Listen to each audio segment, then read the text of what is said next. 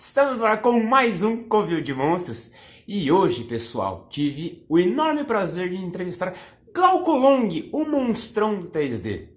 Glauco, para quem não conhece, é um artista brasileiro. Ele começou com o estúdio dele aqui em São Paulo. Passou pelas artes tradicionais, trabalhando com várias máscaras de látex. E durante a conversa a gente fala um pouco a respeito disso, de como foi para ele esse início, dele montar o próprio estúdio e posteriormente ter a oportunidade de trabalhar lá de fora, nos grandes estúdios de 3D, aí incluindo a Naughty Dog e a Santa Monica Studios, trabalhando no God of War. Então aproveitem esse papo que está muito rico, é muito bacana toda essa trajetória dele. Fiquei muito contente de ter tido essa oportunidade de entrevistar o Glaucão.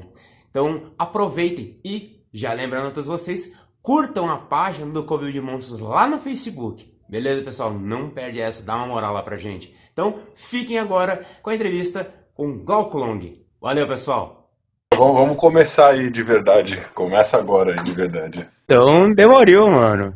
Bom, fala, Tadeu, quanto tempo, meu! E aí, Glaucão? Caraca, muito tempo mesmo. Mas, cara, conversando esses dias com o pessoal e lembrando, cara, a gente tá trabalhando agora num projeto novamente, eu, o Pietro, e a gente lembrando dos bons tempos da Maromba Effects. Na época que a gente trabalhava tudo junto, cara, bons tempos. Muito legal. Falta das risadas, a gente zoava. Exatamente. Tu deve fazer uma falta, né, cara? Essa coisa de você não pôr a mão, né, no trabalho, só ficar no 3D. Sim, com certeza. Mas, cara, eu tava comentando contigo antes da gente começar aqui, de uma galera que acha que você não é um artista brasileiro. Olha isso, cara. É incrível, né? Tipo, da galera achar que pra você ser um cara muito bom, pra você estar no mercado, então, você não é daqui, você tem que ser de fora. Então, sim. Conta pra essa galera como é que você começou nesse mundo maravilhoso da modelagem, Glaucão. Cara, minha trajetória é bem maluca e anormal, assim, né? Tipo, eu não era o cara que... Eu já contei essa história diversas vezes, mas eu vou tentar resumir. Mas, basicamente, eu não era o cara que desenhava, que era artista desde pequeno. Na verdade, eu nem curtia artes, assim. Minha família, ninguém é artista, nada do ramo, assim, né? Então, até meus 16, 17 anos, eu andava de skate e minha vida era andar de skate, velho. Eu não queria saber de mais nada. Até tem uma história engraçada que eu fui pra Itália com 15 anos com meu pai, que meu pai tinha esse sonho de conhecer a Itália, sei lá, porque meus bisavós eram italianos, né? E a gente foi lá, tentou visitar a cidade onde eles nasceram, não sei o quê. E a gente passou por Roma, por Florença, então fomos no Vaticano, fomos em vários museus em Florença, enfim. E aí eu lembro de falar pro meu pai, vamos embora daqui, eu não aguento mais ficar vendo igreja, pintura, escultura, é um negócio chato pra caramba. E aí, claro que hoje em dia eu sou apaixonado por isso tudo e tive a oportunidade de ir 2 anos atrás pra Itália, eu e minha esposa, e a gente passou 20 dias lá, putz, eu fiquei maluco, queria ficar meses lá, né, só admirando. Enfim, mas é só pra colocar em contexto que crescendo até meus 16, 17 anos eu não tinha interesse nenhum, assim, não gostava de ir em museu, não gostava de história da arte, não gostava de desenhar, não gostava de nada dessas paradas, treino.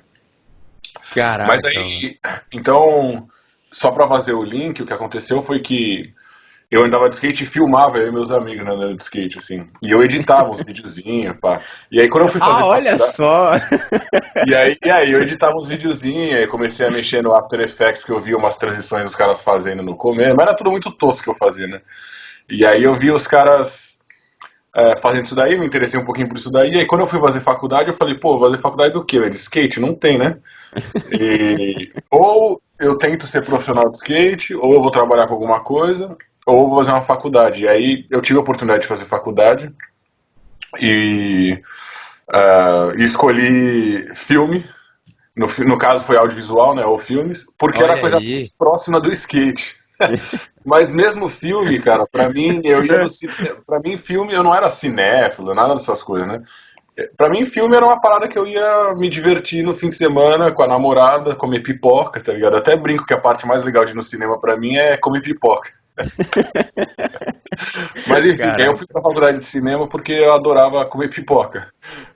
Não, tô brincando. Eu fui pra faculdade de cinema porque eu gostava de editar meus vídeos de sketch e tudo mais, né? É. E aí chegou na faculdade de cinema, audiovisual, que eu fiz no Senac, né? Foi a primeira turma do Senac, em 2006. A Olha aí. gente... Faz um tempinho já. A gente logo no começo comecei a conhecer a galera, fui exposto, né, bombardeado por arte, todo mundo, a maior parte da galera que estava lá no curso era amante de arte em geral, of course, eu já falando inglês aqui. Claro que eles gostavam de Tranquilo. cinema também, né, então, puta, aprendi muito com eles, eles me expuseram, né, acho que seria uma forma certa de falar, para muitas coisas muito legais, ao Aham. mundo escute, assim, né, mais bacana.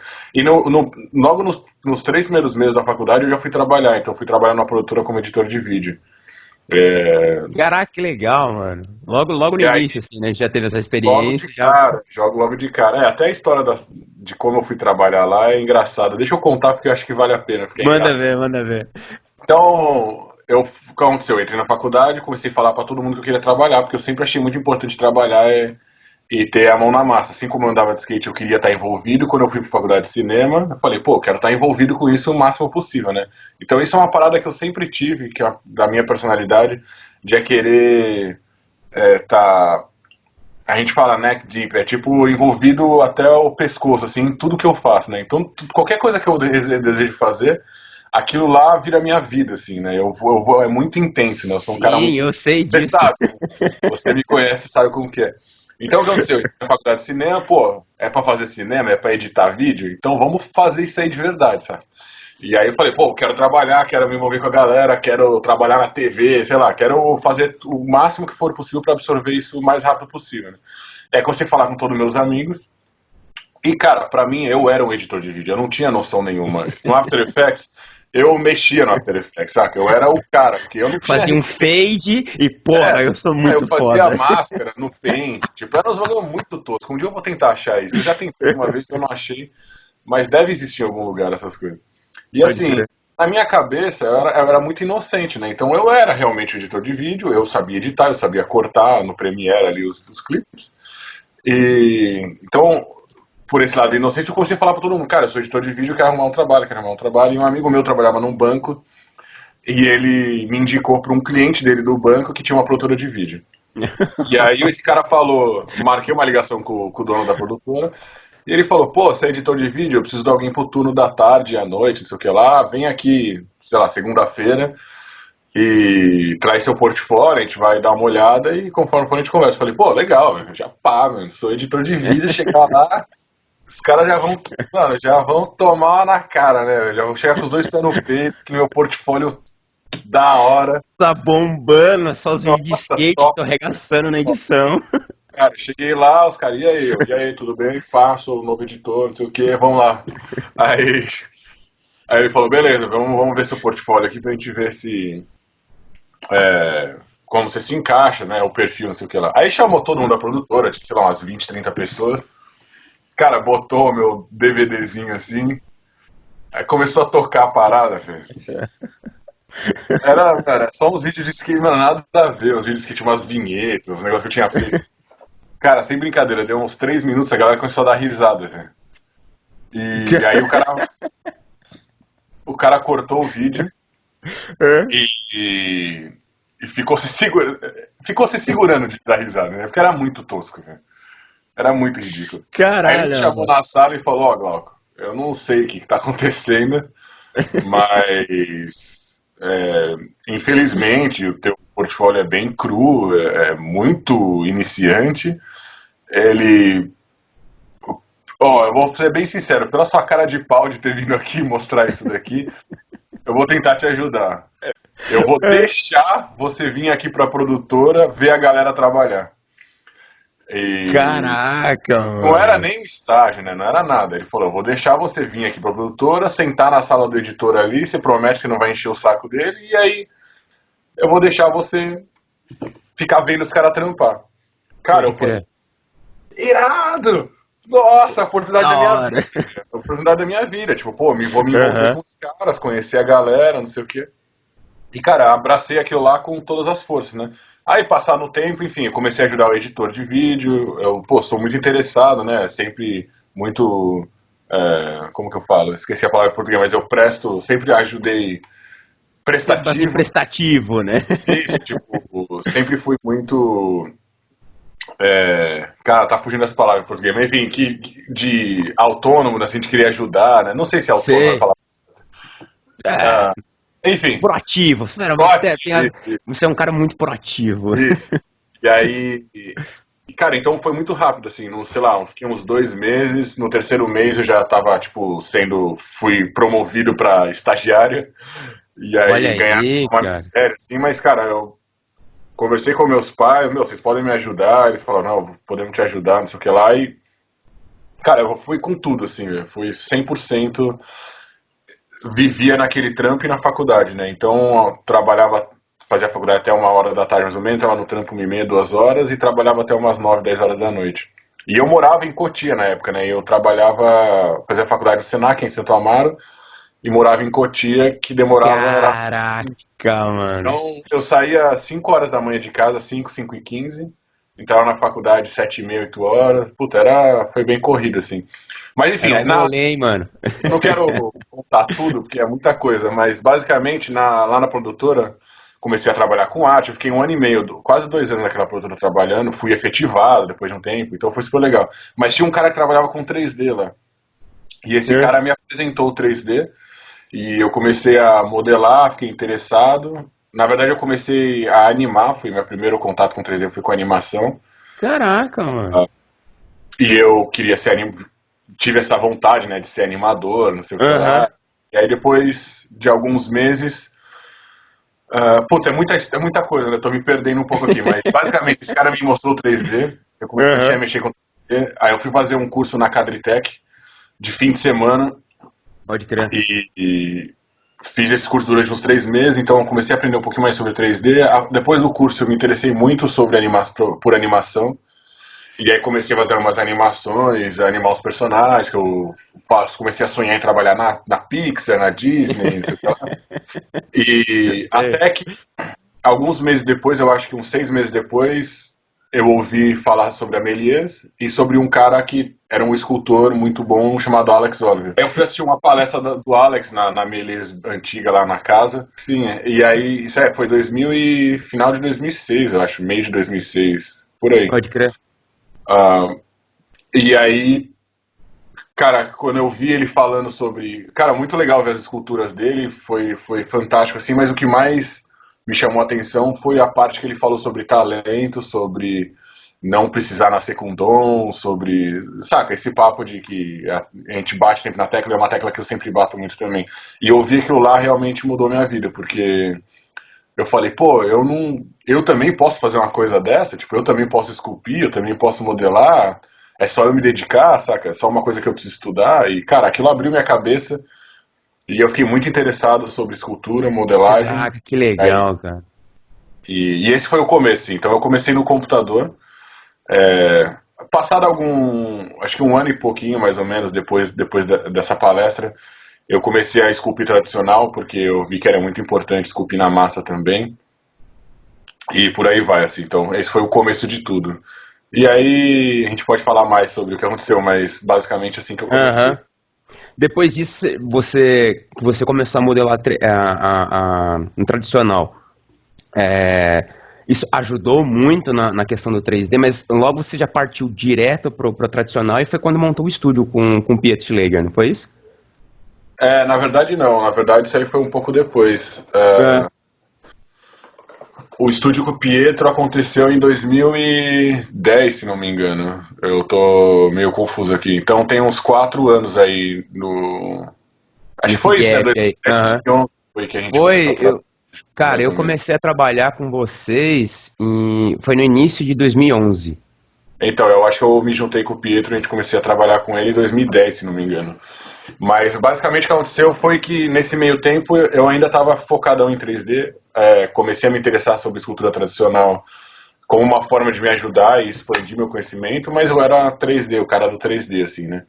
E aí trabalhei em algumas produtoras, fiz bastante freela nesse meio tempo, Sei. tive 2 estúdios, na verdade, com 2 amigos meus, o Alex Belato, o Dado Almeida, o Alex hoje mora no Canadá, trabalha numa empresa de games. O Dado mora em Minas, se não me engano, e ele é artist e faz concept pro Brasil e para fora. E com o Tito, que foi meu primeiro professor de 3D. E o Tito Petri, que hoje é um dos caras que tem maior quantidade de cursos na Udemy sobre 3D e coisas muito legais, recomendo para todo mundo assistir. Mas tive dois estúdios com esses caras, né? E a gente fez bastante comercial, fez bastante vídeo institucional para diversos tipos de empresas. Mas assim, focadão em 3D, saca? 3D era a parada, velho. Aí em 2009, se não me engano, foi quando eu fui pro estúdio do Fragata, que eu fiz um curso de escultura com o Kislansky. O lance de fazer curso e tentar me juntar com... Também é uma parada que eu sempre tive, assim, uma coisa que veio muito do meu pai, né? Pô, eu sou muito assim hoje em dia ainda, né? Se eu quero aprender uma coisa nova, eu quero saber quem são os caras mais casca, mais pica, assim, da parada. E quero me juntar desses caras, saca? Quero chegar perto deles, quero absorver, tipo, completamente botando o ego pro lado e chegar lá. Tipo, eu acabei de fazer um curso de desenho com o Ramon, que é um cara puta que eu sou fanzaço. E, cara, aí chegou no primeiro, gosto muito do seu trabalho. Eu falei, pô, legal, eu tô aqui pra aprender, tipo, eu não sou ninguém, velho, saca? Eu tô aqui, me fala como eu tenho que fazer, tipo, completamente respeitando a hierarquia, vamos colocar assim, né? Se eu tô como aluno, cara, eu sou aluno, saca? E é uma coisa que eu sempre tive também, o lance do respeito, e acho que me ajudou bastante. Mas basicamente eu quero falar, fui estudar com o Kislansky, gostei, aprendi bastante coisa, mas o foco do trabalho dele não era muito o que eu tava procurando.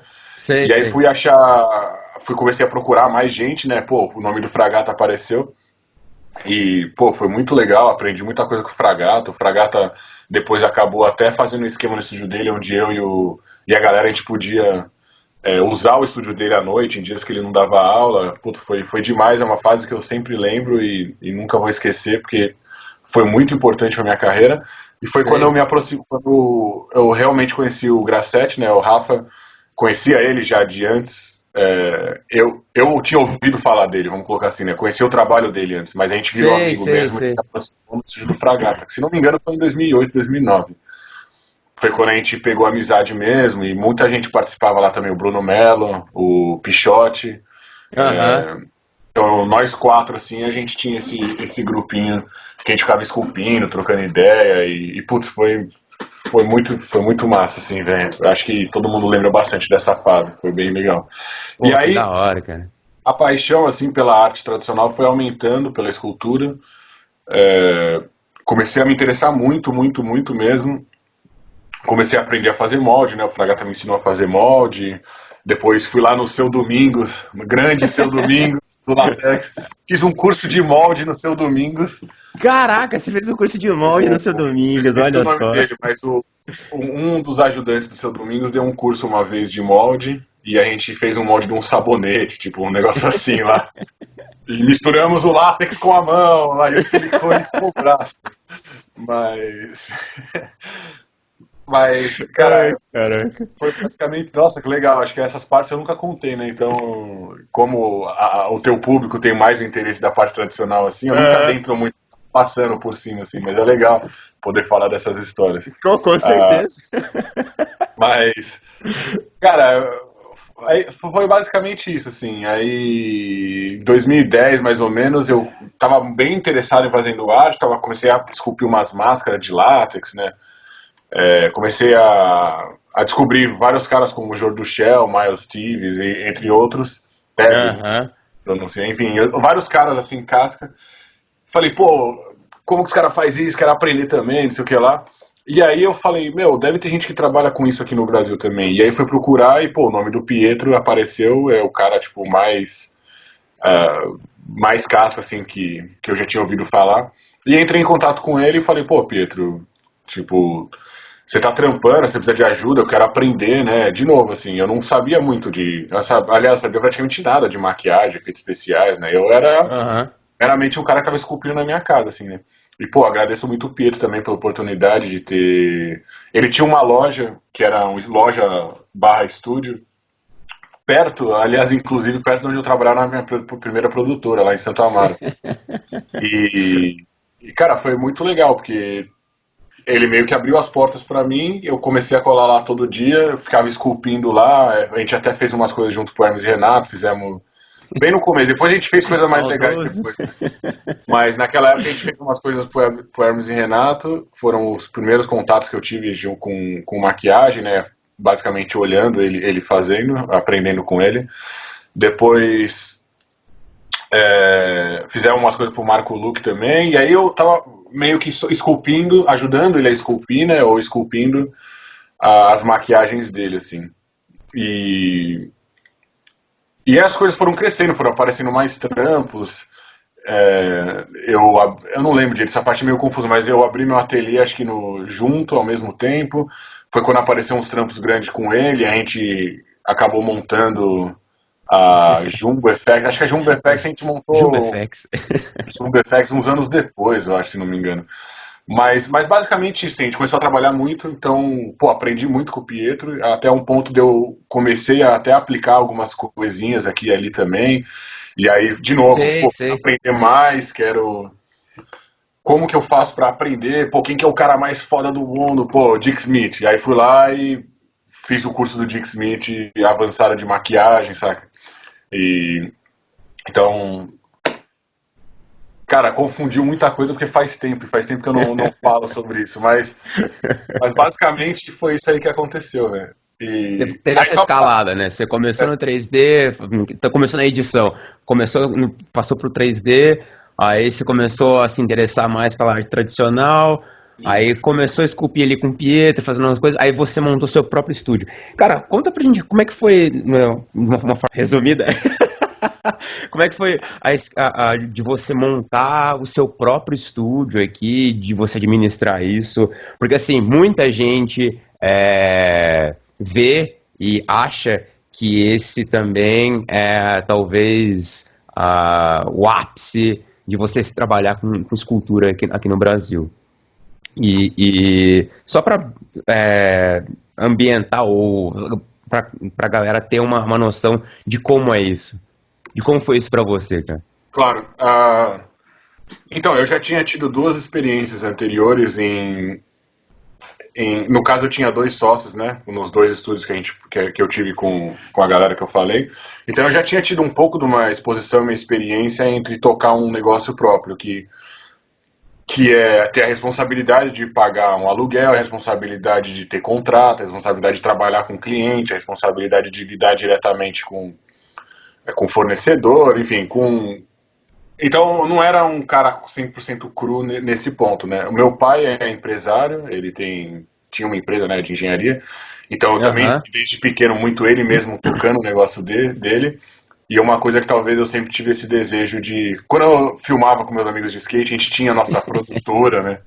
Então é uma parada que eu sempre gostei bastante, assim, né? De ter ownership, tipo, de ter... Ser dono do seu próprio negócio. Isso, ter a minha própria parada, assim, né? Um dos fatores que me motivou muito a abrir meu próprio estúdio foi... Eu comecei a postar muita coisa online, trabalhos, estudos, as máscaras, né? Comecei a postar bastante coisa que eu estava fazendo. Eu morava num apartamento minúsculo com meus pais e eu fazia minhas paradas na lavanderia lá, né? Só que eu comecei a fazer molde de gesso, molde de silicone, fazer peça de lápis. Entendi. E, cara, começou a ficar horrível. Comecei a pintar com aerógrafo lá dentro, tipo... Não, começou a ser uma merda fazer isso tudo dentro de casa. Insalubre, né? Assim como todo mundo que faz sabe que não é muito gostoso, né? Ficar com esse cheiro, com a Primeiro sujeira. molde de gesso, você já pensa 2 vezes. Ai, caraca, não vou fazer nunca mais. E aí eu comecei a fazer coisa de resina, de poliéster, puta cheiro, né? Não, os vizinhos reclamando. Não, assim, eu não tinha noção nenhuma, o negócio é mó químico, tóxico, não pode, né, fazer isso, é proibido contra a lei, né? Enfim. Exatamente. E aí, esse foi um dos motivos, assim, que me motivaram muito. Puta, ia ser muito legal ter meu próprio espaço, né? Mas como que eu vou manter um espaço, né? Eu nem sei como que eu vou viver disso ainda, né? Era tudo muito recente. Só que quando eu comecei a postar bastante coisa na internet, muita gente começou a falar, pô, por que você não dá aula? Por que você não dá aula? Por que você não dá aula? E aí eu falei, pô, vou fazer um workshop aqui no salão de festa do meu prédio. Até tem uns amigos, até o Tião, um grande amigo meu hoje, foi um dos alunos desse curso e com certeza outras pessoas foram aqui. Eu tive acho que uns 20 alunos aí, mas quem fez esse curso aí, dá um salve, que foi a minha primeira aula que eu dei na minha vida. Que De da estrutura hora. tradicional. Mas basicamente eu fiz no salão de festa do meu prédio, aluguei o salão, chamei a galera. E a galera foi lá e, pô, foi mó legal, assim, eu gostei bastante da experiência. E um monte de gente falou, meu, por que você não dá aula, é, cara, tá me fugindo as palavras, mas toda semana, né, de uma forma mais recorrente. Aham. Aí eu falei, pô, vou pensar nisso daí. E aí, na minha cabeça, eu falei, pô, se eu acho um lugar, um estúdio, que eu consiga pagar dando aula, eu vou ter basicamente custo zero de vivência, né? Eu consigo manter esse estúdio dando aula e todo o resto do tempo eu consigo pegar trabalhos, faço trabalhos ou vendo minhas peças, mas basicamente eu tiro a pressão de ter que pegar trabalho para me manter, saca? Porque começou a aparecer oportunidade de trabalho, o Pedro estava fazendo algumas coisas já também, mas eu não tinha um fluxo estável, né, de dinheiro para poder bancar um estúdio por um tempo indeterminado, assim, né? Aham. E aí eu consegui ajustar essas duas coisas. Então, o meu primeiro estúdio foi lá na Teodoro Sampaio, num dos prédios lá embaixo, perto do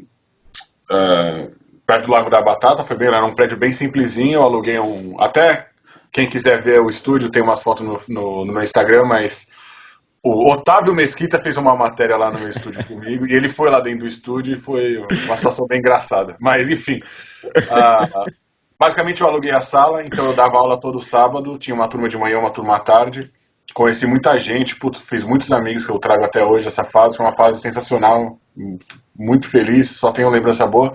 Mas basicamente, sábado de manhã e à tarde eu tinha duas turmas, essas duas turmas pagavam todos os custos que eu tinha e me sobrava um dinheirinho ainda. E aí, durante o dia e durante a semana, eu tinha pressão zero de criar e pressão zero de trabalhar, digamos assim, né? Então eu Certo. comecei a produzir muito, velho. Eu comecei a produzir uma, duas máscaras de látex toda semana, velho. E Caraca, velho. todo o dinheiro que entrava eu comprava de volta em material, eu comprava, importava silicone dos Estados Unidos, comprava É. tinta, não sei da onde. E aí eu comecei a ouvir de materiais, comecei a fazer curso online, fazer um monte de coisa. E, cara, todo o dinheiro que entrava, que eu podia gastar, eu gastava e investia de volta. Gastava assim, investia de volta no estúdio, comprando material, experimentando, aprendendo. E aí, Caraca, velho. essa energia, né, esse momento que eu criei de estar produzindo muito, muito, muito, o que aconteceu foi que trouxe muita gente se interessou em ou ter aula ou trabalho, então eu fiz bastante trabalho, eu trabalhei para alguns filmes, né, no Brasil, trabalhei para alguns comerciais, conheci muita gente produtora de publicidade, e aí o negócio com o Pietro também começou a rolar bastante coisa, foi quando a gente começou a trabalhar junto também, e juntou tudo, assim, né, então muita coisa começou a acontecer ao mesmo tempo, e, cara, foi demais, assim, né? Foi uma energia muito grande que estourou, assim, né? Mas basicamente porque eu atribuo por eu ter achado uma maneira de focar na produção e focar em estudar, em aprender, em produzir conteúdo sem a pressão que você sabe como que é de ter que pagar as contas com o trabalho em si, né? Então, eu ter a oportunidade de dar aula me ajudou muito a manter a estabilidade. E, claro, eu morava com meus pais também, isso também, sem dúvidas, foi crucial, né? Porque as contas que eu tinha eram praticamente muito poucas, né? Aham. Então, isso aí, sem dúvidas, ajuda de fato, assim, né? Tirar um pouco da pressão de ter que pagar seu próprio aluguel, enfim, e Ah, tudo com mais. certeza, né? Você fica muito mais focado, como você disse mesmo, de produzir, né? Sem pressão nenhuma. Você só tá ali com seu tempo para fazer isso. Cara, foi uma fase muito, muito foda, assim, acompanhei de perto, foi muito legal, assim, ver a escalada, assim, né, e o quanto você é dedicado e sempre foi dedicado, isso é absurdo. Acho que eu nunca tive a oportunidade de dizer isso, mas eu te admiro muito por conta Pô, disso, valeu. cara, assim, a sua dedicação, assim, em fazer a coisa acontecer, tá ligado? Sempre Ah, valeu. foi bem É legal, recíproco. assim, acompanhar isso de perto, tá ligado? E aí, me lembra o seguinte, que nessa fase em que a gente estava produzindo bastante lá com o estúdio, fazendo vários trabalhos, entre uma jogatina ou outra de GTA, vinha, vinha uns sketches de madrugada, assim, você mandava assim, Monstrão, vê aí o que você acha disso aqui. Uhum. E meses depois, você foi revelar que esses sketches eram do processo seletivo lá da Naughty Dog.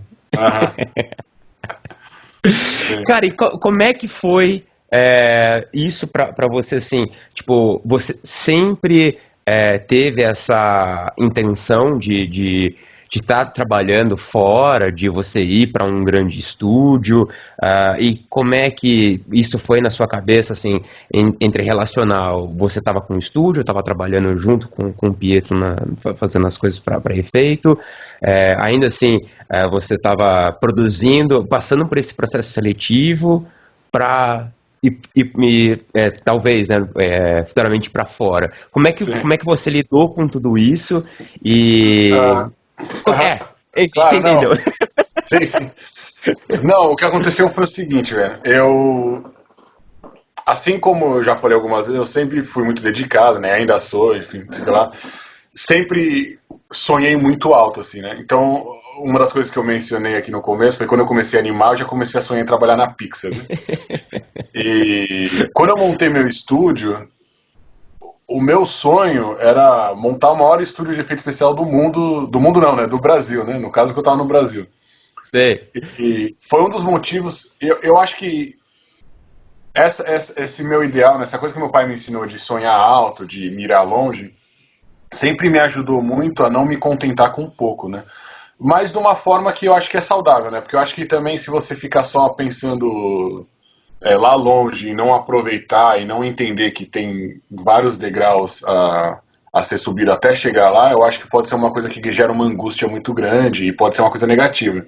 Mas de uma Esse pé certa no forma, chão, né? isso, pé no chão e vivendo o presente, assim, né? Mas de uma certa forma eu sempre sonhei muito alto. E, e na minha cabeça eu queria montar o Stan Winston brasileiro, né? Eu sempre falei isso daí e realmente eu tinha esse desejo, velho. Tanto que quando eu saí da Teodoro, eu aluguei um estúdio lá em Pinheiros gigantesco, muito grande, tipo, sei lá, 5 vezes maior do que eu tinha lá na Teodoro. Montei uma parede cheia de máscara, não sei o que lá. Eu tinha visitado o estúdio do Joe do Shell em 2012 e falei, meu, eu quero fazer um estúdio tipo dele, animal, assim, tipo. Nunca tinha visto isso, ninguém fazer uma parada desse nível assim no Brasil. Eu falei, meu, eu vou fazer isso daqui eu vou transformar num galpão gigantesco, vou fazer uma parada gigantesca. Beleza, então eu tinha esse sonho de querer, e tanto com o Pietro, né, a gente conversava bastante, a Jumbo FX, não sei o que lá, a Maromba FX, vamos fazer, tá ligado? Então eu vinha na minha cabeça a parceria com o Pietro de fazer essa parada gigantesca de maquiagem e efeitos especiais com ele. Do meu lado era tipo um artista tipo o Jorge do Shell que serve e tem um estúdio gigante de escultura, de arte tradicional, não sei o que lá. Aham. Então eu sempre tinha esse sonho, né, essa parada de fazer um negócio muito grande.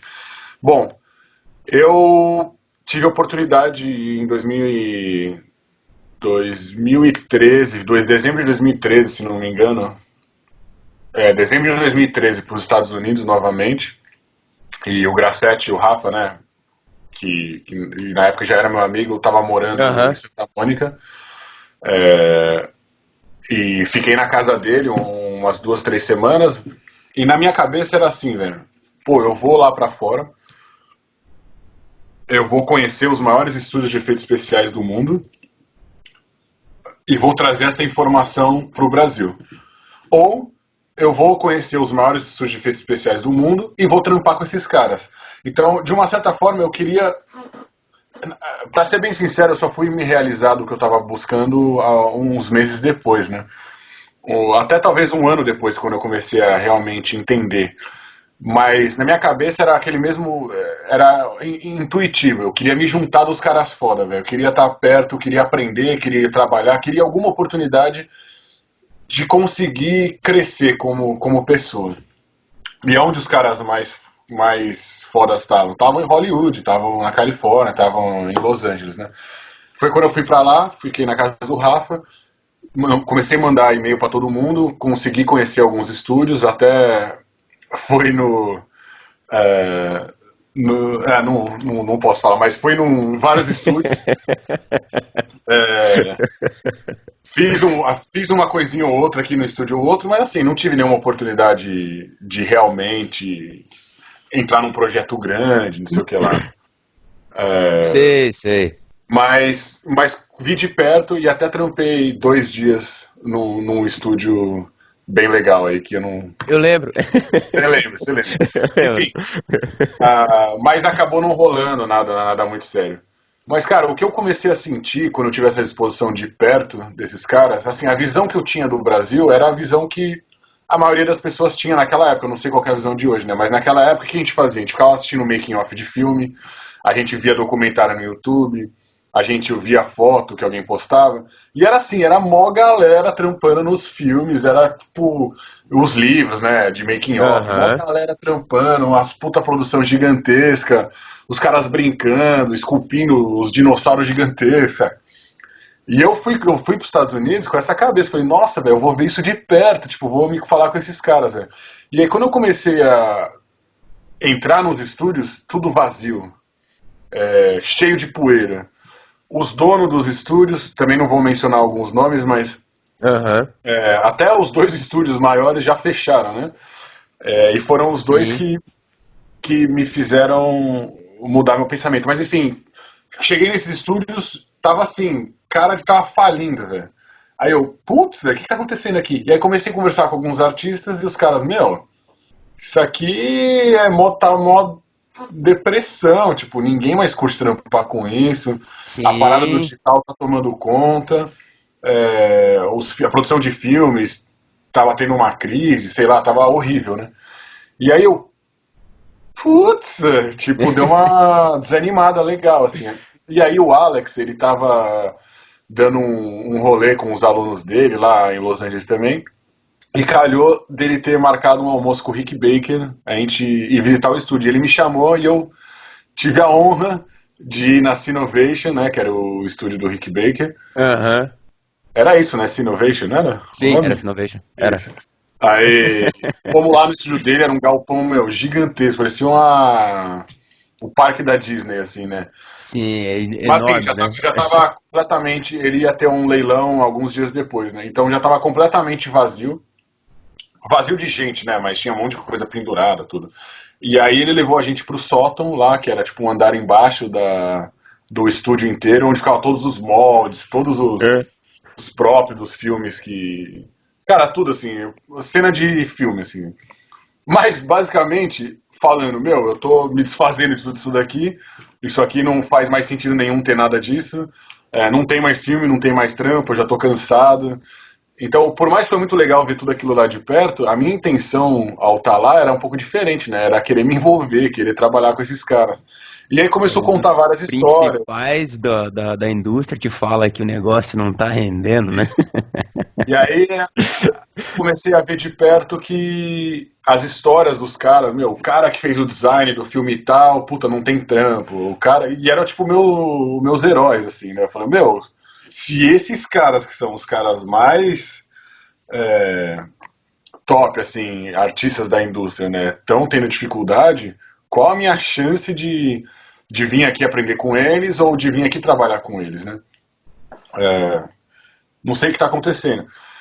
E aí, no almoço que a gente teve com ele, ele perguntou o que eu fazia. Eu falei, cara, eu vivo de maquiagem de efeito especial, tenho meu próprio estúdio lá no Brasil, vivo de dar aula, vivo de tudo, né? Contei tudo que eu fazia minhas máscaras, dava aula, trabalhava com o Pedro, fazia todas essas coisas. Ele falou, meu, se você consegue viver de arte tradicional hoje, arte tradicional que eu digo é voltada à escultura, é o que eu fazia, né? Tem muito mais coisas que são artes tradicionais, mas eu quero dizer no sentido que eu fazia. Aí ele falou, meu, fique feliz, porque aqui em Hollywood a galera, pouca gente consegue viver disso, né? E aí foi um baque, velho. Foi um baque porque, de novo, na época eu não entendia realmente o que eu tava atrás. Então, foi uma parada que me chocou bastante, assim. E eu lembro um dia que eu voltei, e o Rafa morava em Santa Mônica, esses estúdios todos eram em Burbank, era no Vale, né, que é um pouco longe, né? E eu lembro que eu voltei pra casa do Rafa à noite e comecei a contar tudo pra ele que eu tava sentindo, que eu tava super chateado. Ele falou, cara, a indústria de games tá crescendo bastante, vamos lá, eu vou te levar nos estúdios. E pô, você já trampou com 3D antes, né, não sei o que lá, vê o que você acha. E aí eu visitei a Sony Santa Mônica e visitei a Naughty Dog. Eu acho que foram esses dois. Acho que foram esses dois estúdios só, e no mesmo tempo tava tendo um workshop da Massive Black, que eu também acabei participando, e tem disposição e contato com outros artistas. Mas enfim, conheci a Naughty Dog, conheci a Santa Mônica, e claro, eu era fã do trabalho deles, dos jogos, né, já tinha jogado praticamente tudo, mas o que eu vi, quando eu entrei no estúdio, essa imagem eu nunca esqueço, nos dois estúdios, era a mesma imagem que eu via nas revistas ali, com a parada de efeito especial, velho. Era mó galera trampando, se divertindo, trampando nos projetos gigantescos, né? Com uma qualidade, um nível artístico muito alto, porém era tudo no computador. Mas certo. A sensação que eu tive, eu falei, nossa, velho, esses caras estão fazendo o que eu quero fazer. E aí foi quando eu comecei a realizar o que eu falei que eu depois realmente entendi depois de algum tempo, foi que eu queria estar perto de gente, eu queria estar próximo de gente muito mais talentosa e muito mais habilidosa do que eu, para poder aprender, para poder crescer, para poder sonhar alto com esses caras, saca? E eu falei, nossa, velho, que irado, velho, que animal, talvez eu tenha que fazer isso, não sei. E aí, claro, foi um momento difícil, fiquei pensando bastante, quando eu voltei pro Brasil, no avião eu tomei a decisão, falei, eu vou chegar no Brasil, eu vou fazer o seguinte, eu já tive experiência com 3D, né, já tinha trabalhado anos com 3D, muitos anos atrás, eu vou chegar no Brasil, vou fechar meu estúdio, isso aconteceu em janeiro de 2014, eu vou fechar meu estúdio, vou focar todas as minhas energias em montar um portfólio 3D e vou trampar com esses caras, né? E aí não pensei duas vezes, né? Falei com todo mundo, meus amigos, minha família, todo mundo me apoiou. Eu coloquei um prazo de 1 ano e meio para mim, de montar um portfólio e conseguir entrar nessa indústria que eu queria trampar com esses caras, aprender com esses caras. Mas assim, nunca foi... Bom, resumindo, em 6 meses eu consegui um art test da Naughty Dog e passei no teste e fui contratado pela Naughty Dog. Né? A gente pode contar mais sobre isso mais pra frente, mas o ponto que eu quero bater é que nunca foi... Eu cresci, né, vivendo, ouvindo punk rock, eu cresci andando de skate, sempre absorvi muita cultura dos Estados Unidos e da Califórnia, mas nunca foi, eu vou fazer qualquer coisa pra morar nos Estados Unidos, eu vou fazer qualquer coisa pra morar na Califórnia. O que me motivou a vir estudar nos Estados Unidos foi os caras que estavam aqui. O que me motivou a vir trabalhar com games foi porque a indústria de games, na época, o maior polo, estava aqui. E eu queria trampar com esses caras, mas nunca foi mudar de país, nunca foi, saca? Nunca foi esse o objetivo primário. Foi sempre... Acabou acontecendo por conta do trampo em si. E aí, basicamente... Fui contratado no final de 2014 pela Naughty Dog e mudei para a Califórnia, para os Estados Unidos, em 2015 e comecei a trabalhar no Uncharted na Naughty Dog em 2015, né? Então, basicamente, essa é a origem de eu estar aqui e minha esposa veio comigo na época, né? E estamos correria, aqui, né? Estamos aqui desde então. Aí depois trabalhei na Naughty Dog, depois fui para Santa Mônica e agora estou na Strike Distance Studios, que é um estúdio novo que a gente acabou de fundar aí. Deixa eu te perguntar, agora, muito, muito legal essa história de você querer trabalhar com a galera e tal, e estando aí, cara, tá dentro do estúdio com essa galera, como é que foi isso, cara? Assim, tipo, existe uma diferença muito grande na rotina de trabalho da Naughty Dog pra Santa Mônica e agora nesse novo estúdio que você tá, como é que é isso, cara? Cara, eu vou falar que sim, existe, mas próximo. Existe a diferença, por exemplo, de trabalhar com. Vamos colocar assim: esculpir com uma massa mole e esculpir com uma massa dura. Existe diferença, certo? Mas para quem não esculpe e tá olhando, escultura é escultura, é a mesma coisa. Então, trabalhar na empresa, na indústria de games, eu acho que é relativamente, de uma forma geral. Trabalhar com games, você está envolvido com um monte de gente, de vários departamentos, uma produção grande. Dentro de cada empresa, claro, tem diferenças entre elas, mas acho que elas são pequenas perto se você estiver analisando trabalhar com games de uma forma mais abrangente, assim, né? Então, sim, tem diferença, cada estúdio tem sua própria política, né? Não só de trabalho, mas de cultura mesmo, né? De cada estúdio, da maneira que eles trabalham, que eles enxergam a produção, mas de uma forma geral, no final das contas, você está trabalhando com games, está produzindo, no meu caso, a gente está produzindo personagens para o jogo, né? Aham. Então, independente da empresa que você tiver, você vai estar fazendo isso, assim, né? E tem Entendi. empresas que você tem mais oportunidade de se envolver mais com uma coisa ou com outra. Tem personalidade de pessoas diferentes também que gostam de se envolver. No meu caso, eu gosto de aprender, né? Como já falei. Então, eu sempre me envolvi bastante com pessoas de outras áreas além da área de personagem. Então, foi uma coisa que me ajudou muito a crescer como lead e agora como supervisor, né? Foi ter essa exposição a engenheiros, a programadores, a designers e a conseguir começar a ajudar a fazer essa comunicação interdisciplinar. Então foi uma coisa que produção também com os diretores, enfim, foi uma coisa que sempre me ajudou bastante e me ajuda a, a crescer na minha carreira, assim, né? Já Não deixa eu só te como perguntar, artista, mas como é que como rola isso? Essa interdisciplinaridade entre as áreas ali, por exemplo, por exemplo, como é que no caso de um personagem, como é que rola esse desenvolvimento? Ele vem com concept artístico, depois passa para modelagem. Em que momento é decidido quais vão ser os assets ali, quais vão ser os equipamentos que ele vai usar, o que cada parte no design influencia na programação, na animação, como é que rola essa conversa? claro, eu vou te explicar de uma maneira abrangente e vamos imaginar que isso seria a maneira ideal, né, das coisas acontecerem. De uma forma geral, a equipe de criação do jogo e a equipe de design, né, que são dois elementos da parte mais criativa no sentido, cara, me foge as palavras, mas De boa. no, no sentido de motivação para existir personagens no jogo. Tá. Os personagens aparecem no jogo ou por conta de uma narrativa, por conta de uma história, ou por uma conta, ou pelo lado de combate, de gameplay, né, de jogabilidade do jogo. Então, essas duas equipes trabalham bastante, e claro que a arte está muito envolvida nisso tudo, né? Normalmente a equipe dos diretores trabalham isso tudo junto de uma maneira geral. Mas vamos pensar que falar de um inimigo que é um processo um pouco mais longo e é um pouquinho mais fácil de entender. Certo. Vamos pensar, a galera de combate, né, a galera de design, imagina que a gente quer ter um inimigo no jogo que, sei lá, é um chefão que está dentro de um level e tem 5 braços, por algum motivo que eles querem fazer um ataque. Às vezes até nem especifica 5 braços, mas quer ter uns ataques cabulosos e te ataca de todos os lados, sei lá. Então eles começam a Certo. pensar no personagem dessa maneira. Nem sempre acontece isso, né? Mas, idealmente, essa seria a maneira mais legal de se trabalhar, onde a gente tem uma intenção primeiro. Então, essa galera de combate vai criar essa intenção e desenvolver esse personagem de uma maneira bem cru e bem básica.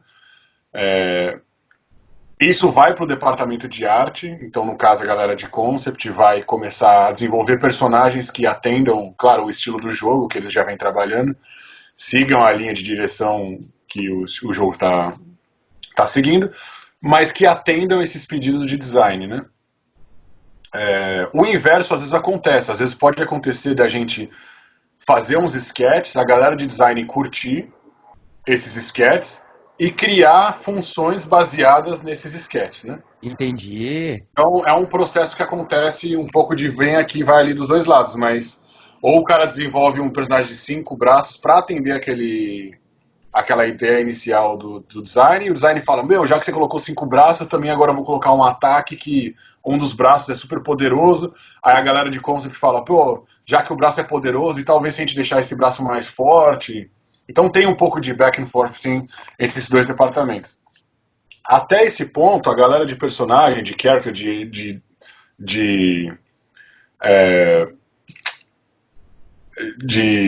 Cara, deixa eu lembrar a palavra que eu quero falar. De execução dos personagens. Eu vejo o meu departamento, a gente executa essas ideias, né? Claro que a gente tem input criativo também, mas a gente está mais no lado de execução dessas ideias mesmo, né? Entendi. A gente tá, de uma certa forma, envolvido, mas meio de longe, né? A gente pode dar um pitaco aqui e ali, mas realmente quem toma essa frente é a galera Entendi. Então não tem uma total liberdade de criação. Óbvio que você pode dar uns pitacos, mas. Difícil. Aham. Assim, depende do personagem, depende de vários negócios, né? Mas vou colocar de novo, esse é o processo ideal. Vai chegar um concept pra gente que pode estar aprovado ou não, mas que é uma representação desse personagem.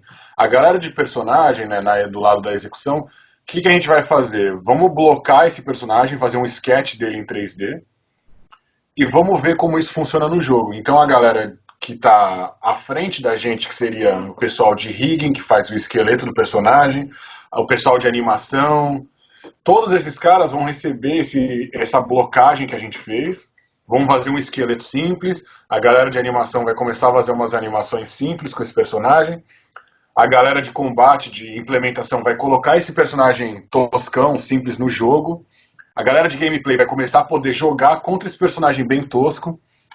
Então é uma fase de protótipo, né?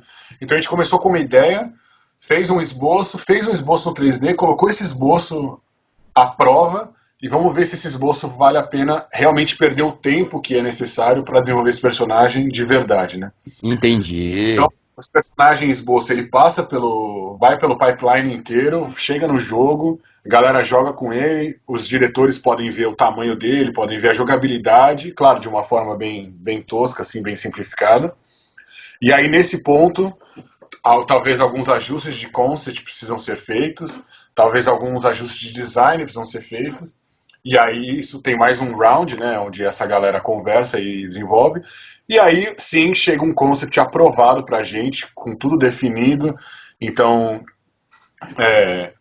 de novo, por a gente ter feito esse primeiro passo, a gente vai ver quais os tipos de ataque a gente precisa fazer nesse personagem, talvez quais tipos de arma a gente precisa colocar nele, porque depois que você vê esse personagem no jogo, fica muito mais fácil de identificar essas coisas que estavam faltando, né? E aí, idealmente, a gente tem um concept aprovado, finalizado, a gente pega esse concept e modela. E aí, depois que o modelo está pronto, esse modelo vai para o rigging, vai para a animação, vai para o jogo e acabou. Claro que não acontece assim, de uma forma linear e suave, né? Mas esse seria o ideal. O que acontece é que, às vezes, a gente passa por esse processo todo e acha que o personagem está aprovado, mas na parte de modelagem a gente vê coisas que poderiam ser melhoradas, então a gente muda uma coisa ou outra ali, a gente coloca no jogo, depois de estar jogando o personagem aprovado, putz, ou faltou alguma coisa, ou precisa melhorar alguma outra coisa, ou a hora que coloca no jogo, o personagem realmente não ficou bonito, precisa voltar e mexer. Então é muito vai e volta o tempo todo.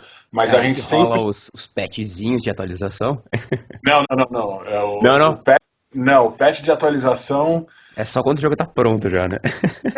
Ele acaba acontecendo mais pra frente, né? Então a equipe de personagem e esse processo que eu tô te falando acontece mais no começo do jogo mesmo, né?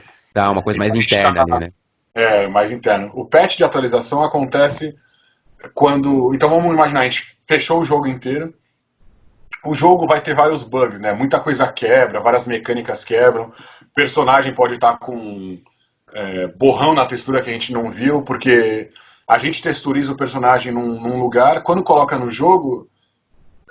às vezes o level do jogo não está pronto, às vezes a luz do jogo não está pronta, né? Então não tem como a gente checar 100% como ele está.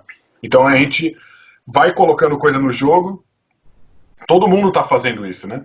Todo mundo vai colocando personagem, o cara de luz está colocando luz, o cara de environment está colocando environment, o cara de animação está colocando, e aí chega um momento que a gente começa a olhar para tudo isso e falar, pô, vamos agora ajustar isso aqui, ó, isso aqui eu faço, você faz, pá, e vai ajustando.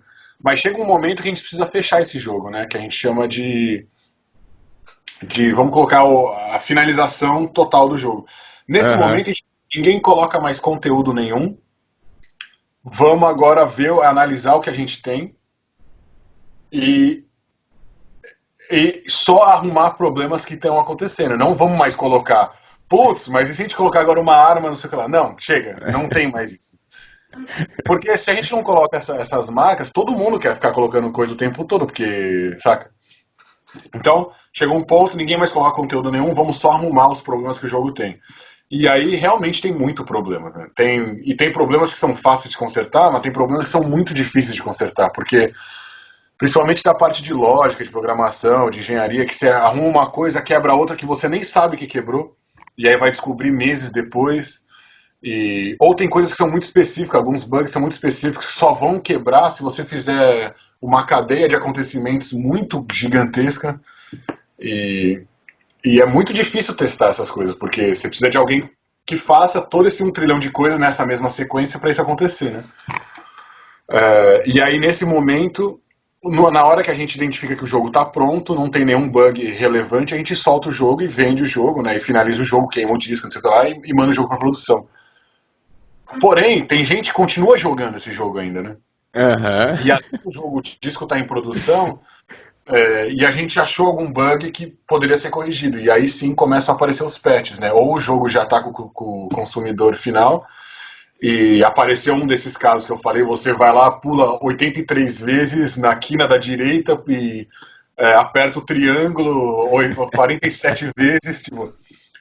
Putz, quebrou o jogo. E aí, quando você manda o report, a gente tem informação de tudo que aconteceu, né? E aí os caras tentam reproduzir, e aí sim, a gente vai ver por que aconteceu esse bug, e aí os caras arrumam e soltam mais um patch arrumando diversos desses bugs bem específicos, assim, né? Caraca, velho. Cara, é uma loucura, porque assim, se for pensar na quantidade de gente, da maneira como você falou, cara, eu fui imaginando. É que nem fazer uma mudança, né? Tipo, você vai colocando caixa dentro da casa e depois, tipo, só tem caixa nessa merda, tem que colocar no lugar, senão. Basicamente isso. Mas o lance da colaboração, imagina quando a gente trabalhava junto, por exemplo, eu esculpi uma peça, você tá fazendo molde, o Pietro vai aplicar, saca? Às vezes o Pietro, quando ele tá vendo eu esculpir, ele fala, pô, monstrão, se você deixar a borda aqui mais fina aqui, vai me ajudar, não sei o que lá. Eu falo, pô, demorou, não tinha pensado nisso. Às vezes quando você tá tirando o molde, eu vi que você tirou o molde e colocou a borda do molde na testa, e eu falo, ô Tadeu, você vai estragar minha escultura se botar a linha do molde na testa, vai ser mó treta pra eu pintar depois. Ou você mesmo fala, pô, Glauco, se você fizer tal coisa aqui nas costas, saca? Vai me ajudar no molde. Pô, Pietro, a hora que você está aplicando aqui, talvez se eu pintar aqui vai te ajudar, saca? Então a interação é essa, cada um tem sua própria etapa, você é dono da sua etapa, mas você tá em contato com o que está acontecendo no resto, né? Então você pode colaborar. Agora, em escala isso daí, a gente trabalhava em 5, 6 pessoas, imagina trabalhar com 300, tá ligado? Então. Mas é a mesma coisa, né? A diferença é que é tudo um pouco mais organizado. Então tem o chefe de cada departamento, onde, no caso, eu coordeno o departamento de personagem, eu filtro as informações que chegam para os artistas, porque eu quero dar a exposição que os artistas precisam em relação ao projeto, mas um monte de coisinha ou outra que é irrelevante pode atrapalhar o processo deles, né? Então precisa ter um filtro, mesmo no filtro do tipo de feedback também que eles recebem, né? O que é relevante? Então, às vezes eu mostro a arte que está acontecendo, ou tenho exposição ao que está acontecendo no jogo, e eu acabo filtrando isso daqui e falo, pô, isso daqui eu vou passar nesse momento, isso daqui vai acontecer nesse momento, isso daqui vai acontecer naquele. Ou até mesmo nos processos que a gente está fazendo, como a gente está desenvolvendo os personagens. Pô, eu sei que tem um cara de engenharia que está trabalhando uma ferramenta que pode ajudar a gente ali para frente, então eu falo para a galera, se vocês têm qualquer tipo de problema nisso daqui, eu sei que tem um engenheiro trabalhando uma coisa que pode ajudar a gente, então é tipo meio que alguém que fica gerenciando várias coisas, tudo que está acontecendo relacionado a personagem, e é tipo o ponto chave assim de contato dos departamentos, né? Porque imagina se o Pietro chega para você e fala, ó, Tadeu, muda o jeito que você faz o molde aqui. No caso, só tem você fazendo o molde, não muda nada, né? Agora imagina que tem uma linha de produção gigantesca, 20 pessoas fazendo o molde, e aí cada um começa a falar para cada um, faz assim, faz assim, faz assim, faz assim, faz assim. No final, aquele processo de molde já virou uma coisa que não tem mais controle, né? Então é por isso que tem que ter sempre alguém controlando e controlando e fazendo... Cara, de novo, as palavras foi mal, mas Mas fazendo mantendo ali, né, mantendo, vamos dizer assim, mantendo um padrão, né? padrão, exatamente. Caraca, velho. É muito grande. Não, isso é, pra mim, isso ainda é inconcebível, assim, trabalhar com 300 pessoas para fazer que nem, não, Não, óbvio e que não, tudo 300 processo de pessoas 300 juntas pessoas, no né? mesmo prédio, né? Sim, Porque sim. estúdios de fora que a gente tem parceria, fora estúdios que a gente contrata, artistas que a gente contrata de fora, então acaba sendo muito mais gente, né, no final. É, exatamente. Tem muitos estúdios terceirizados também nesse processo, né, cara? Uns Então, estúdios isso é de uma coisa, fora. com certeza. Caraca, velho. Então, isso é um negócio que é muito legal, e aí cada estúdio tem suas peculiaridades da maneira que eles arrumam sua produção, né? Que eles organizam esses departamentos e organizam a produção. Então, foi onde eu falei que, de uma forma geral, todos os jogos são feitos dessa maneira. Mas, dependendo do estúdio, a estrutura do estúdio, dos departamentos ou do estúdio em geral muda um pouquinho aqui e ali, né? Entendi. Caraca, velho. É uma loucura, mano. É a loucura, Agora, mas é legal. Glaucão, em questão de. Agora, no questão do pessoal, assim, pra você fazer toda essa transição, você mudar para os Estados Unidos, tá aí e começar uma vida nova, que nem no caso, você morava com seus pais, né? E aí você casou com sua esposa, né? E, Que bom. e aí você. Né, não, óbvio. Mas enfim, você morava, o que eu quero dizer, você morava sozinho, aí você passa a morar junto no caso, a sua namorada, de sua esposa, enfim. E aí você tem essa rotina morando fora, trabalhando fora, numa outra empresa, num estúdio muito maior. E Falando aí, outra língua. Sim. hã? Falando outra língua, outras Falando outra culturas. língua. E Sem ter aí, amigos. Sim, sim. exatamente, você ter o suporte de pai, mãe, né, de pessoas mais próximas, e aí ter essa rotina de casado. Como é que foi tudo isso pra você? Outra coisa também que eu sempre admirei muito, mesmo na época que a gente trabalhava junto, é que assim, a gente falou de tudo isso, você administrava seu estúdio, a gente trabalhava junto com o Pietro, né? E ainda assim, você era um cara da maromba, eu era um cara que se mantinha em forma ali fazendo crossfit e você tinha e você tinha umas rotinas bem regradas. Você ainda mantém isso? Como é que foi tudo isso? E como é que ainda como é que continua sendo agora com o bebê? Bom, bastante pergunta, né? Vamos uma de cada vez. Cara, bom, eu acho que, como eu falei, eu mudei para os Estados Unidos por conta de trabalho, né? Então vamos colocar de uma maneira um pouco mais simplificada, tirando a parte do sonho, tirando a parte do glamour e de o que a galera pensa.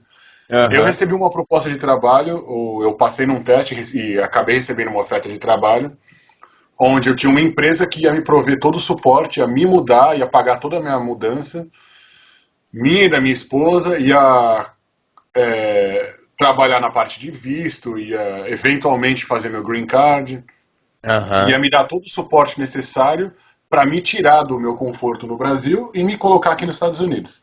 Então, esse é um fator onde eu tinha estabilidade, pagar um salário bom, enfim. Esse é um fator já que muda completamente essa conversa e como a gente olha essa conversa, porque eu não vim para cá sem estabilidade nenhuma, né? Aham. Então eu já vim por conta do trabalho, com um contrato assinado, com a minha esposa empolgada em vir para cá também, com todo o apoio da minha Que família. legal, cara. Que legal. Mas a empresa deu muito suporte, né? Eles basicamente cuidaram de tudo, né? Cuidaram da nossa mudança, alugaram um apartamento pra gente aqui por 3 meses, alugaram um carro pra gente por 2 meses, alugaram tudo. Aham. Então, assim, não foi do nada, né? Então, eu quero deixar isso bem claro, porque é muito diferente a gente falar, o cara que muda. Sei lá. No meu caso, eu tive tudo isso. Mesmo assim, não é fácil, né? Porque. Não, e eu quero citar também, né? O Rafa, que já era meu amigo, morava aqui perto, eu morava perto da casa dele, também já ajudou bastante. E com certeza porque eu conhecia alguém, né? Eu podia conversar com alguém e tinha um amigo Sim. próximo. E a Thaís, a esposa do Rafa, é muito amiga da Aline também, então isso sem dúvidas ajudou muito no lado dos amigos. Mas mesmo assim, sim, eu estava falando uma língua diferente, culturas diferentes, pessoas diferentes. Na empresa eu não conhecia ninguém, então ninguém que eu podia contar. Família longe, inseguranças, medos, dificuldades, outro país. Sim, foi tudo difícil, né? Mas a gente ficou porque fazia sentido pra gente. Se algum dia isso aqui não fizer mais sentido e as dificuldades na balança forem maiores do que o que tá me provendo, a gente vai embora, velho. Eu vou pra onde tiver que for, assim, né? Então, como eu Aham. falei, independente do desejo de morar em outro país ou não sei o que lá, a gente tá aqui hoje por conta do trabalho. E eu acabei me mudando 6 meses atrás, 5 meses atrás, aqui para Bay Area, né, um pouco mais para o norte, perto de São Francisco, por conta do trabalho. Recebi um propósito de trabalho interessante, onde eu ia liderar um departamento inteiro num estúdio novo. E numa outra cidade, uma cidade que eu achei que era muito interessante, onde eu ia poder ter uma casa gigantesca. Gigantesca não, uma casa grande, porque em Los Angeles os apartamentos são muito pequenos, é difícil você morar numa casa se você quer morar perto do trabalho. E eu sempre gostei de estar muito próximo do trabalho. Então aqui eu tinha a oportunidade de morar numa casa legal e mesmo assim estar perto do trabalho, né?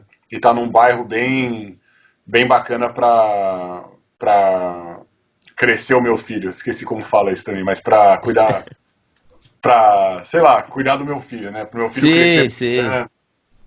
Então isso fez sentido, então eu mudei para cá.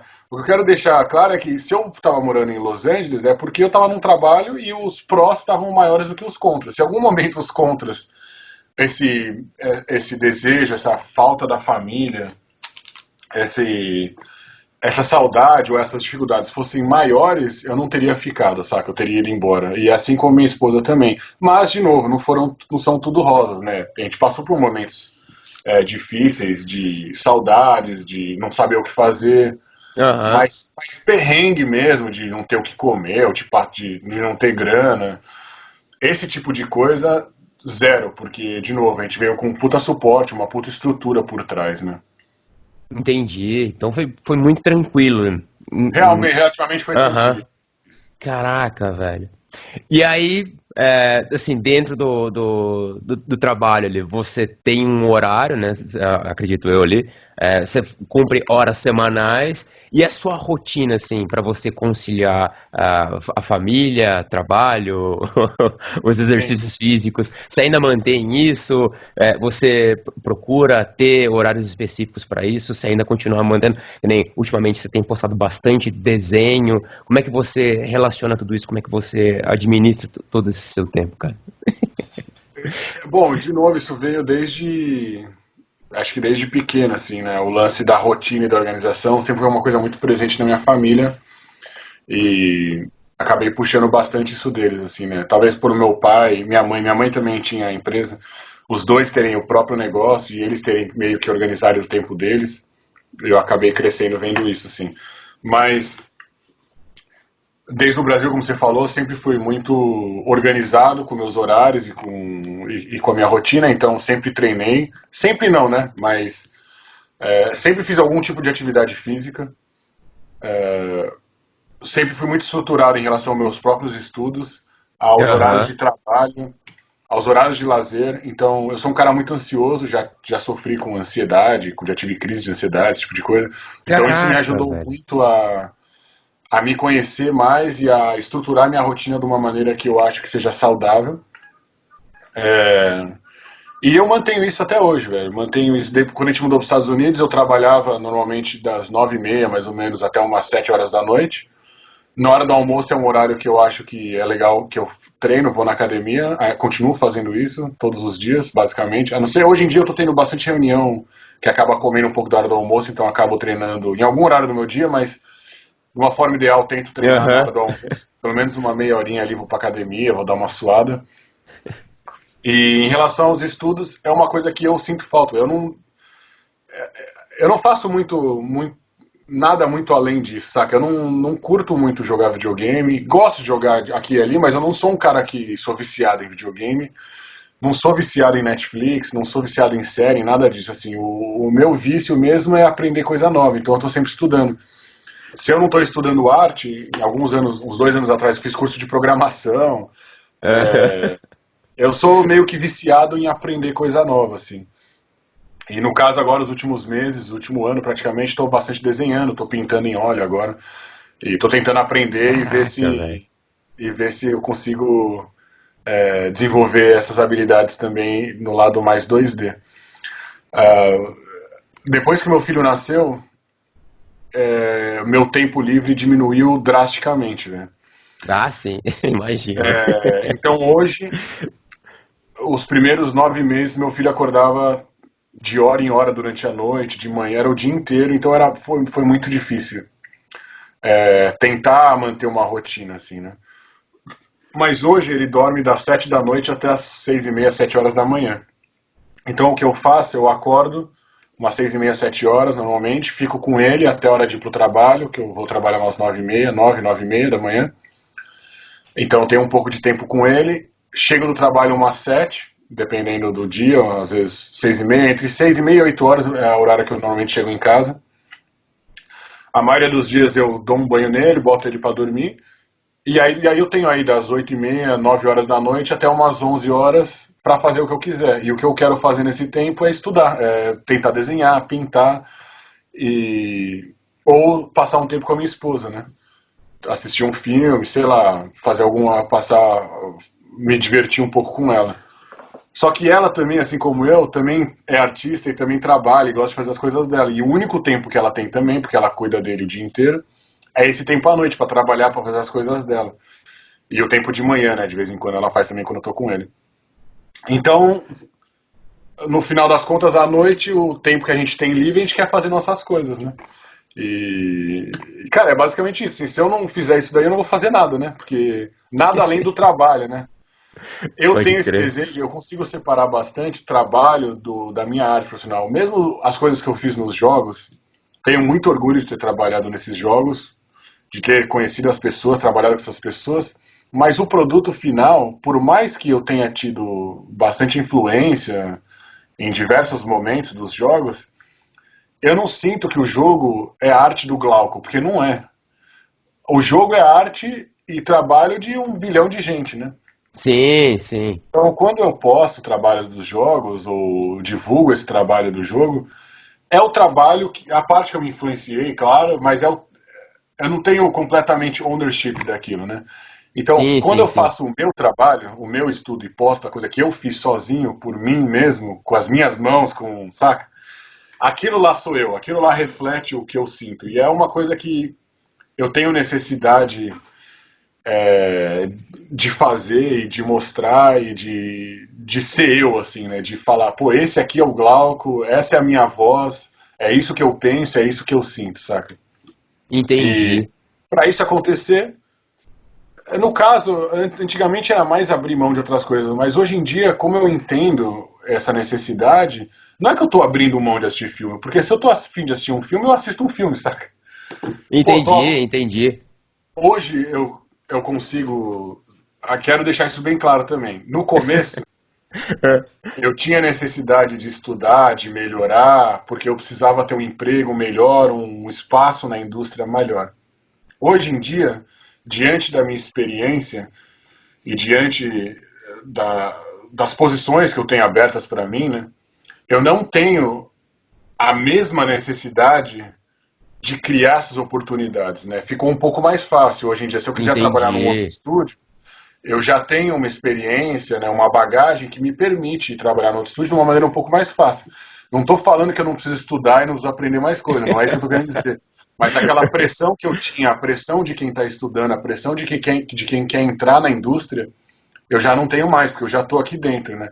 Então eu posso me dar a liberdade de fazer o que eu quiser, o que eu bem entender, saca? Sim, você já tem um currículo Já tenho um que, currículo, já tenho um que isso te portfólio, garante, né? Já tem um isso, portfólio muito rico, né? Vamos dizer assim.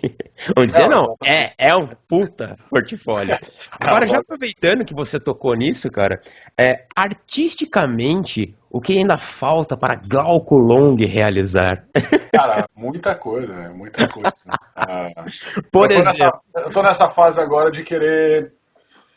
Eu sempre ignorei o desenho, né? Como você sabe, a gente já conversou bastante. Eu sempre ignorei e falei, desenhar, tem nada a ver isso aí.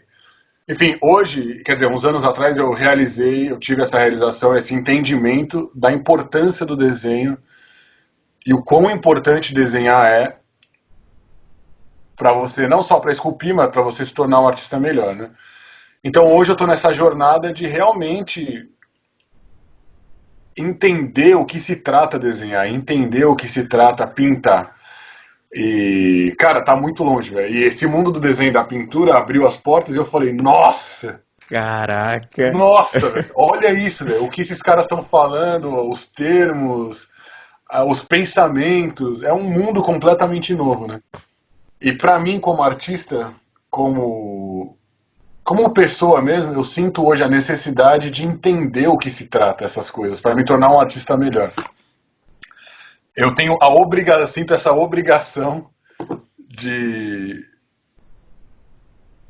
é muito fundamentada em como eu encaro arte no geral, né? Eu acho que se eu quero esculpir um crânio, eu preciso entender o que é um crânio. E se eu não consigo demonstrar esse entendimento... imagina que você não sabe ler, mas não sabe escrever. Aham. Será que você sabe ler realmente? Porque se você sabe ler, como você não consegue escrever, saca? É essa tecla que eu bato. Então eu consigo esculpir um crânio, mas se eu não consigo desenhar um crânio, talvez seja porque eu realmente não entendo o crânio. Manja? Entendi. Caraca, então, não, eu não quero entrar nesse ponto que é muito filosófico, pesado, a gente pode deixar para uma outra conversa. Mas eu tô nessa jornada agora de realmente tentar pintar.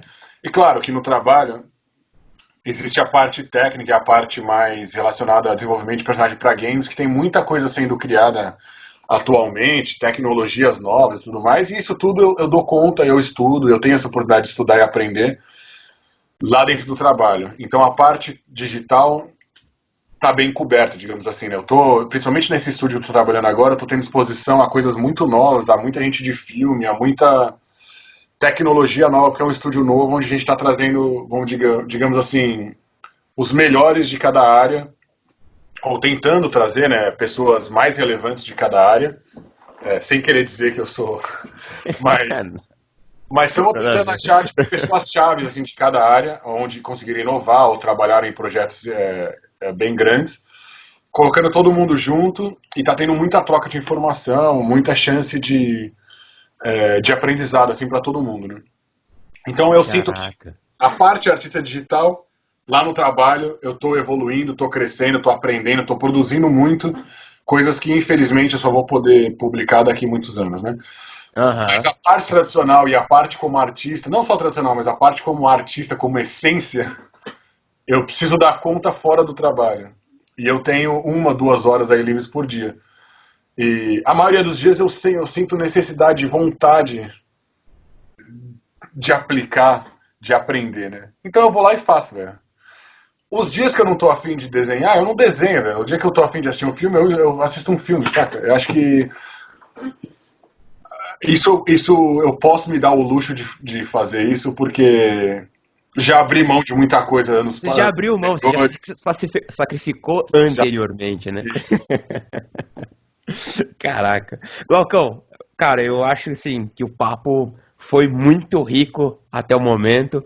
E todo finalzinho do nosso programa aqui, eu sempre peço para o nosso convidado deixar uma mensaginha para os futuros monstrões, a galera que está acompanhando aqui a gente. Então, tá aberto aí, cara. Mande a sua mensagem para os futuros monstrões, por favor. Ai. Cara, eu acho que... Eu acho não, né? Eu tenho certeza. Eu tenho muita mensagem que eu gosto de passar. Eu acho que muita coisa ficou nas entrelinhas, né, da nossa conversa. Mas uma coisa que eu nunca esqueci, que eu perguntei pro Jordo Shell, perguntei pro Alex, perguntei para diversos artistas que eu admirava e admiro muito ainda. Uma coisa que é muito honesta e todos falam é don't rush. Não corra. Uhum. E isso a gente pode ser eu acho que é válido de diversas formas na nossa vida, né? Eu acho que desde a da fase de querer sonhar alto, de querer buscar coisas muito além do nosso alcance no momento, mas tudo tem seu próprio tempo. Entenda que existe um caminho para chegar. E esse caminho, na maioria das vezes, não é óbvio e não é claro e não está traçado, né?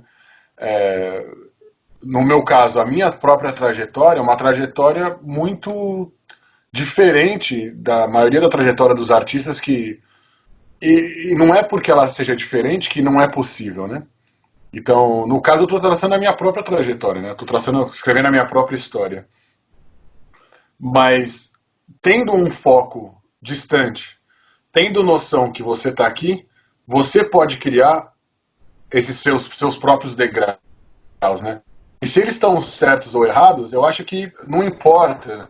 O que importa é você usar esse planejamento dessa sua trajetória que você está criando para te colocar em movimento, saca? Então, Entendi. de novo, bem filosófico, eu gosto bastante desses temas, mas meu pai me falou uma vez, filho, meu pai trabalha com engenharia ferroviária, né? Então ele usou a analogia do trem porque está muito próximo a ele. Certo. Mas falou, meu, se você não sabe o destino final ainda, ou se você não sabe como chegar lá, entra no trem. Esteja em movimento. O movimento vai te levar para algum lugar. Agora, quem está na plataforma tentando escolher o destino final ou tentando traçar a melhor trajetória, às vezes não vai chegar em lugar nenhum, né?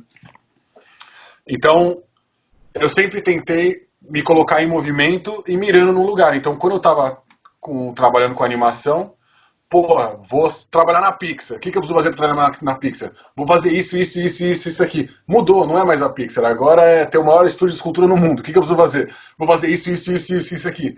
Agora não sei o que lá, que eu vou fazer isso daqui. Agora é isso.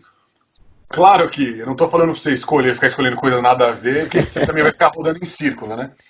Mas tentando escolher coisas que são complementares, que estão de uma certa forma interligadas, você consegue usar, por exemplo, hoje na minha função, essa experiência que eu tive de arte tradicional e até do estúdio, de ter criado o meu próprio estúdio, eu uso muito na função que eu tenho hoje em dia. Então são coisas que eu consigo, essa bagagem eu trago no meu estúdio, falando, meu, eu já tive um estúdio também. Então quando eu converso com o dono do estúdio, eu falo, eu entendo, claro, de uma forma bem menor e bem menos relevante que você, mas eu entendo alguma das preocupações que você tem em tocar o seu próprio estúdio.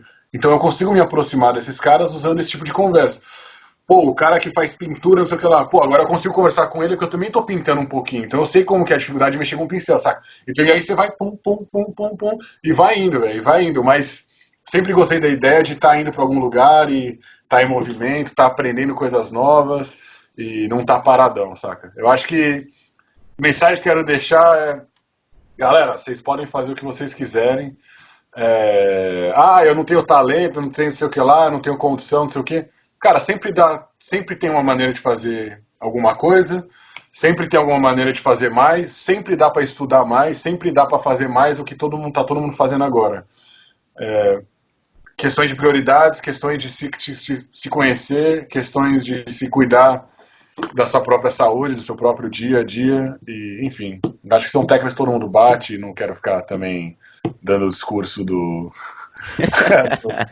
Mas enfim, acho que a mensagem é essa, né? A mensagem é o que você está fazendo, quem você quer ser, o que você quer fazer daqui a 5 anos, o que você está fazendo para chegar lá hoje. A maioria das pessoas está fazendo muito pouco, tem que fazer muito mais, e quem está fazendo muito dá para fazer mais ainda, e isso vale para mim também. Então bora, vamos lá, vamos atrás do que a gente só vive uma vida só e sei lá, velho. Aliás, vai fazer o que você tá afim de fazer. Caraca. Também. Não quer fazer nada também, não faz também nada. Mas não fica reclamando que não tem nada acontecendo, sabe? Acho que, sei lá, velho. Reclamar não adianta nada, velho. Vai fazer, velho. Ah, não tem o talento? O problema é seu, velho. Vai. Talento existe? Não sei também se existe ou não, velho. Mas o que importa, velho? Se eu tenho talento ou não, não importa também. Se eu quero esculpir, eu vou esculpir, vou ficar bom nessa escultura aqui. E até a parada é essa. A mensagem é essa. É isso aí. Bola pra frente. Porra, eu acho que ficou claro.